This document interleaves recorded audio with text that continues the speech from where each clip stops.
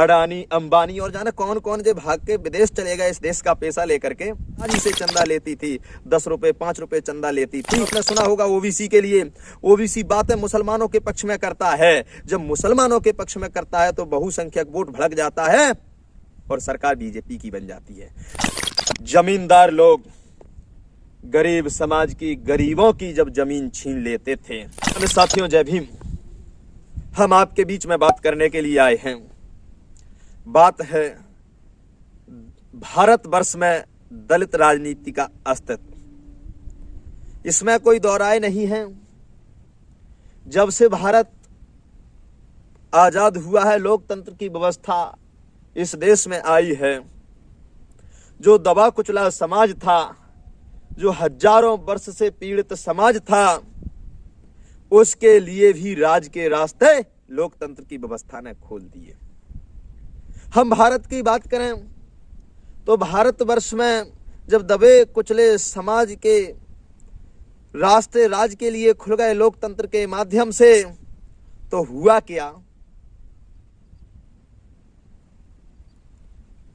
कि बढ़ चढ़ करके दबे कुचले समाज के सांसद, विधायक बनने लगे और भारतवर्ष में दिख भी गए। लेकिन साथियों वो बने लोकतंत्र के माध्यम से, अधिकारों के माध्यम से। यदि बाबा साहब अंबेडकर भारतीय संविधान में रिजर्वेशन की व्यवस्था नहीं किए होते तो वो सांसद, विधायक नहीं बनते। इसीलिए वो अस्तित्व तो हम नहीं मानते कि भाई दलितों का अस्तित्व भारत की राजनीति में नहीं रहा, क्योंकि जब उनके बना ही नहीं पाए, कोई भी सांसद विधायक आरक्षण को छोड़ करके एक आध दो गिने चुने गए तो मेरी जानकारी में तो नहीं है। लेकिन साथियों एक बात बता दूं मैं, जब इस संविधान को कांसीराम साहब ने समझा और बताया कि वो तो बाबा साहब अंबेडकर के हक और अधिकार दिए हुए हैं, तब हमारे विधायक और सांसद बनते हैं। इसके अलावा एक भी नहीं बन पाया। जब मानवर साहब कांसीराम ने गली गली में बताया और गली गली में बता करके लोगों को जगाया, लोग जाग गए। और उसी समय में मानवर साहब कांसीराम ने चमचा युग लिखा। तो भारत में दलितों का अस्तित्व राजनीति में 0% रहा कांसीराम के पहले, क्योंकि नेता वहां कोई नहीं हुआ। कांसीराम नेता हुए, बहन जी नेता हुए, ये तो माने हुए नेता, जिनके जो नेता होते हैं, जो नेतृत्व करते वही नेता होता है। जो विधायक दल का नेता होता है वही नेता होता है। जब हम पढ़ते थे 12वीं में हमने पढ़ा, 11वीं में हमने पढ़ा, जब हम सामाजिक विज्ञान पढ़ते थे उसमें कहा जाता था जो विधायक दल का नेता होता वही नेता होता, वही मुख्यमंत्री होता। जो सांसद सदन का नेता, जो सांसद दल का नेता होता वही प्रधानमंत्री होता। तो नेता तो वे रहे। लेकिन साथियों इसीलिए मैं कहना चाहता हूं कि भारतीय जनता पार्टी और कांग्रेस में आपके नेताओं ने जन्म ही नहीं लिया। क्योंकि नेताओं ने जन्म नहीं लिया, वो तो उनकी मजबूरी रही, उनके लिए विधायक और सांसद बनाना पड़ा। तो सम्मानित साथियों, में जो है कांसीराम साहब ने जब इस देश के अंदर जन्म लिया तो नेता कांसीराम साहब बने बाबा साहब अंबेडकर के बाद में, और उसके बाद में बहन जी बनी। तो इस देश के अंदर भारतवर्ष की राजनीति में दलितों का उद्गम हुआ और वो नेता बने। 2-3 नेता ही गिने चुने माने जाते हैं जो वास्तव में विधायक दल और सदन सांसद दल के नेता रहे। इसके बाद में हुआ क्या, मैं आजाद भारत के बाद बता दूं। इस देश के अंदर आजाद भारत में मुसलमानों की 40% राजनीति रही। मुस्लिम समाज की इस देश के अंदर 40% उनके नेता आते थे। लेकिन साथियों उनके साथ भी राजनीतिक जो बड़े बड़े दल हैं उनने षड्यंत्र किया। जो आज सत्ता में है भारतीय जनता पार्टी, उन्होंने भी षड्यंत्र डाला कि इनकी राजनीति खत्म कैसे की जाए। तो उनने उनकी राजनीति खत्म करने के लिए, मुसलमानों की राजनीति खत्म करने के लिए बिरयानी गैंग को उत्पन्न किया। जब बिरयानी गैंग को उत्पन्न किया और बिरयानी गैंग ने तेज आवाज में हिंदुओं को कोसा, तो हिंदू भड़क गए कि कहीं बिरयानी गैंग ना आ जाए और हमारा अस्तित्व खत्म हो जाए। तो बिरयानी गैंग से हिंदू घबरा गए और हिंदुओं ने भारतीय जनता पार्टी को चुन लिया। जबकि ऐसा कुछ नहीं, बिरयानी गैंग के लिए उत्पन्न भारतीय जनता पार्टी ने किया। ये पक्का सबूत है, क्योंकि बिरयानी गैंग वाले असदुद्दीन ओवैसी जो भी भाषा बोलते हैं असंवैधानिक बोल जाते हैं, और असंवैधानिक बोलने के बाद भी उन पर मुकदमा कायम नहीं होता, वो जेल में नहीं जाते, तो ये सिद्ध हो जाता है कि बिरयानी गैंग को उत्पन्न भारतीय जनता पार्टी ने किया। इस देश के दबे कुचले समाज को दबाने के लिए बिरयानी गैंग को भारतीय जनता पार्टी ने उत्पन्न किया। जब बिरयानी गैंग हिंदुओं के खिलाफ बोलते, हिंदू बौखला जाते, हिंदू विचार नहीं करते, तो जो भारतवर्ष को कमजोर कर रहे, जो निजीकरण कर रहे, जो इस देश की संपत्ति को बेच रहे, उसके लिए मजबूरी में आकर वो लोग बौखला करके वोट कर देते और वो जीत जाते हैं। साथियों, यही दलितों के साथ हुआ। 67 के बाद, 1967 के बाद, 84 के बाद साथियों, 67 में तो कांसीराम ने काम शुरू किया, 84 के बाद साथियों भारतवर्ष में दलित राजनीति का उद्गम हुआ। तो बीजेपी वाले देख नहीं पाए, जो लोग हजारों वर्ष से दबे कुचले समाज पर अन्याय अत्याचार कर रहे थे, वो सहन नहीं कर पाए कि दबा कुचला समाज का व्यक्ति भी मुख्यमंत्री और अपने बल पर राष्ट्रीय पार्टी खड़ी कर सकता है। तो इस समाज को जगाएगा, जब इस समाज को जगाएगा समानता आएगी, और जब समानता आएगी, इनमें नेता पैदा होने लगेंगे, तो हमारी दाल नहीं गलेगी, हमारे काम नहीं होंगे, हम पूंजीपति नहीं बन पाएंगे, अपने इशारे पे देश को नहीं बेच पाएंगे। तो उन्हें दलित राजनीति दबाने के लिए भी बिरयानी गैंग जैसे कई संगठन दलितों में उत्पन्न कर दिए। साथियों, मैं कहना चाहता हूं आपको इस वीडियो के माध्यम से कि जिस प्रकार मुसलमानों की राजनीति बिरयानी गैंग ने खत्म कर दी, उसी प्रकार दलितों की राजनीति भी जिस सामाजिक संगठन, छोटे मोटे राजनीतिक संगठन खत्म करना चाहते हैं, और इनका षड्यंत्र भी भारतीय जनता पार्टी ने रचा है। इनको भी फंडिंग, जितने भी जय भीम के नाम पर, अंबेडकर के नाम पर बहुजन समाज पार्टी के अलावा संगठन बने हैं, उन सबको फंडिंग की व्यवस्था भारतीय जनता पार्टी के लोग, बड़े बड़े पूंजीपति करते हैं। वो चला रहे हैं, जय भीम के नाम पर संगठन चलवा रहे हैं, छोटी मोटी पार्टियां चलवा रहे हैं, कांग्रेस और बीजेपी के दोनों लोग, कि भाई बहुजन समाज पार्टी सफल ना हो जाए। इसीलिए युवा साथियों से खासकर मैं कहना चाहता हूं, अपने अस्तित्व को बचाना है, अपने अस्तित्व को बचाना है, तो सामाजिक और छोटे मोटे राजनीतिक संगठनों में हमें नहीं बचना है। हमारी खुद की राष्ट्रीय पार्टी है। हमें बड़े गौरव की बात है कि हमारे खुद की राष्ट्रीय पार्टी है। हम सबने अपने खून पसीने से सींच करके बहुजन समाज पार्टी को राष्ट्रीय पार्टी बनाई है। हमारे पूर्वजों ने एक एक दिन की मजदूरी लगा करके, एक एक दिन का चंदा दे करके बहुजन समाज पार्टी को राष्ट्रीय पार्टी बनाई है। इसीलिए हमारे लिए बहुजन समाज पार्टी और चुनाव चिन्ह हाथी के अलावा कहीं वोट करने की जरूरत नहीं है। हमारा नेता, हमारा प्रत्याशी हारे या जीते, हमारे लिए चुनाव चिन्ह केवल हाथी नजर आना चाहिए।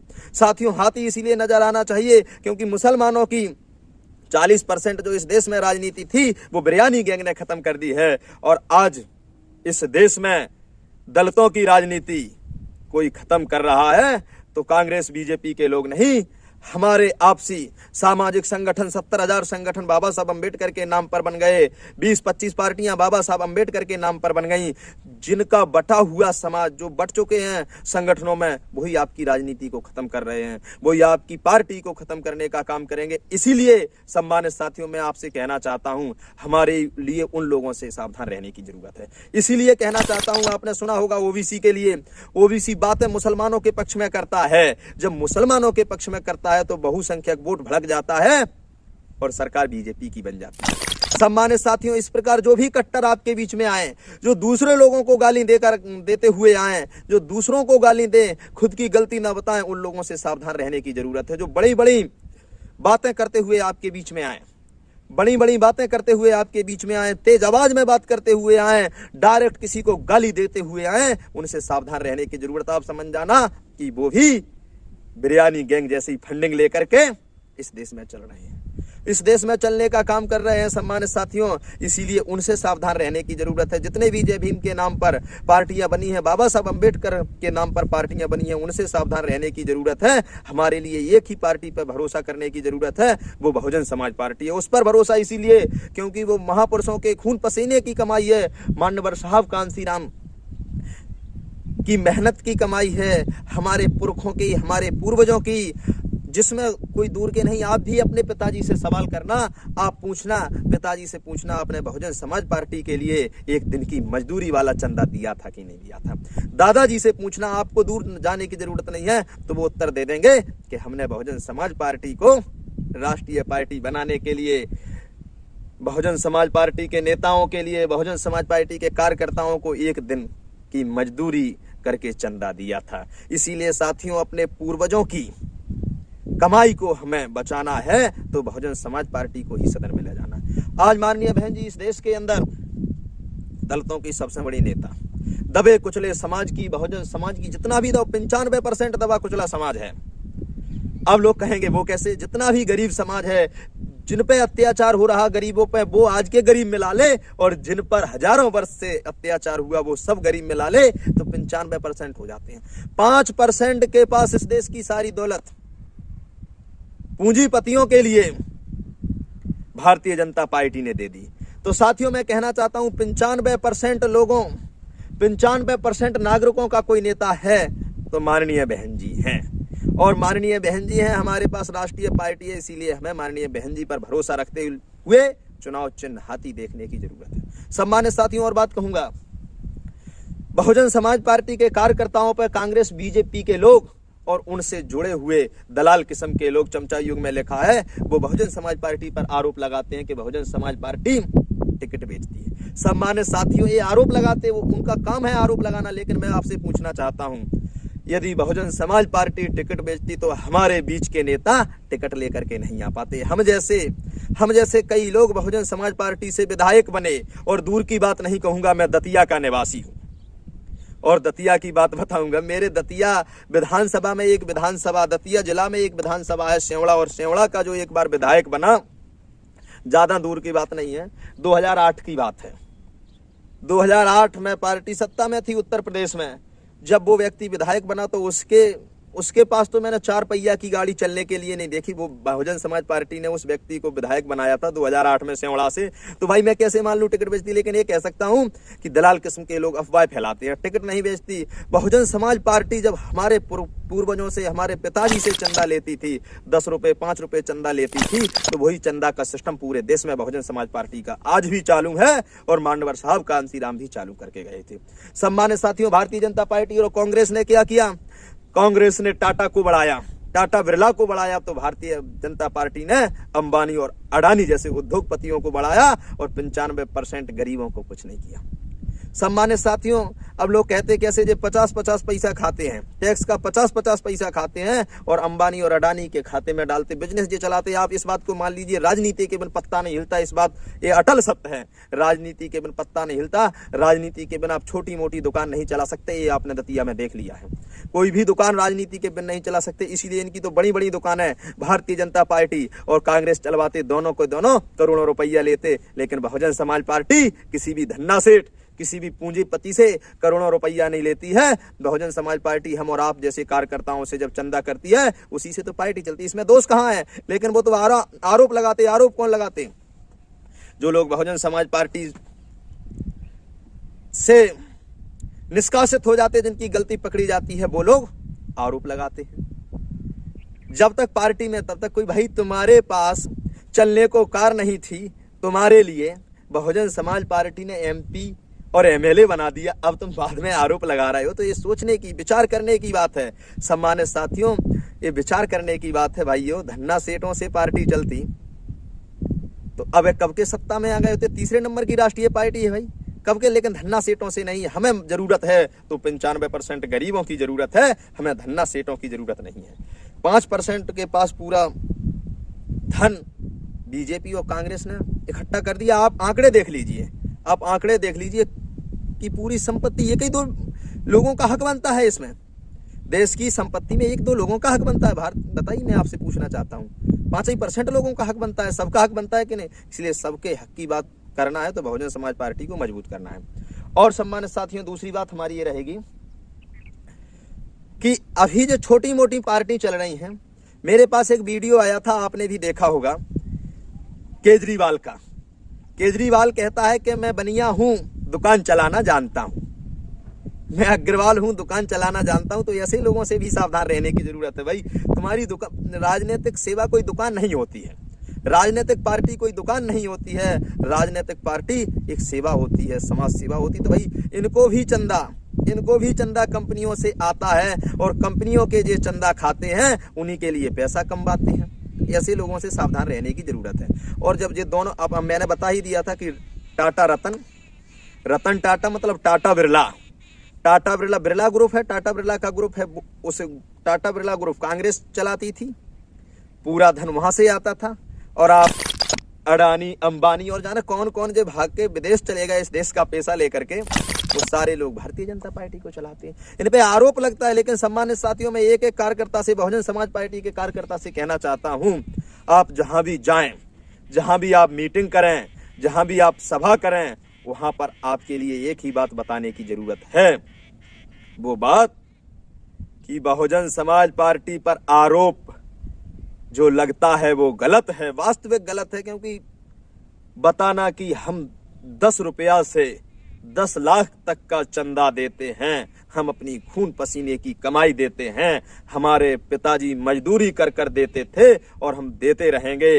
लेकिन सम्मान्य साथियों में ऐसा भी नहीं करते, अंबानी और अडानी को भी जीतने के बाद नहीं चलाएंगे, हम टाटा बिरला ग्रुप को भी जीतने के बाद नहीं चलाएंगे, हम कंपनियों वालों को नहीं चलाएंगे। हम एक ही काम करेंगे जो माननीय बहन जी ने किया। वो क्या काम? जमींदार लोग गरीब समाज की, गरीबों की जब जमीन छीन लेते थे, तो माननीय बहन जी ने उत्तर प्रदेश के अंदर एक कानून पारित किया था, अध्यादेश ला करके, कि गरीबों की जमीन कोई भी जमींदार और पूंजीपति रजिस्ट्री ही नहीं करा पाएगा। वो कानून बहन जी ने लिया था। सम्मानित साथियों, हमें बताने की जरूरत है, जो समाज काम नहीं करा सकती, बिल्डिंगों का निर्माण नहीं करा सकती, रोड नहीं डरा सकते, सीसी नहीं डरा सकते, उनसे ठेकेदार गरीब समाज से उत्पन्न किया है, तो 30% सबसे पहले बजट देने का काम माननीय बहन जी ने किया है। वो हमें बताने की जरूरत है। सम्मानित साथियों, बहन जी ने यदि चंदा गरीबों से लिया है तो गरीबों का भला किया है, और इन दोनों पार्टियों ने चंदा अमीरों से लिया है, कांग्रेस ने चंदा अमीरों से लिया है तो अमीरों का भला किया है, बीजेपी ने चंदा अडानी अंबानी से लिया है तो उनका भला किया है, और बहुजन समाज पार्टी ने यदि गरीबों से चंदा लिया है तो उनका भला किया है। फिर बताइए साथियों, क्या बुरा किया है? उनसे पूछना, बताइए साथियों क्या बुरा किया है? नेतृत्व गरीब समाज को दिया है तो बताइए साथियों, उनसे पूछना क्या बुरा किया है? दबे कुचले समाज से नेताओं को बनाया है तो क्या बुरा किया है? उनसे पूछिए। दूसरी बात और पूछिए कि न्याय की नीति, प्रशासन को सुधारा है, गुंडाओं को जेल में डाला है तो क्या बुरा किया है? उनसे पूछिए। प्रशासन के लोग, भ्रष्ट अधिकारी जो 200 में बिक जाते थे, उनका बंद किया बिकना तो क्या बुरा किया है? और पूछना कि जो प्रशासनिक पुलिस प्रशासन गरीबों की रिपोर्ट नहीं लिखता था, वो पुलिस प्रशासन उनके आगे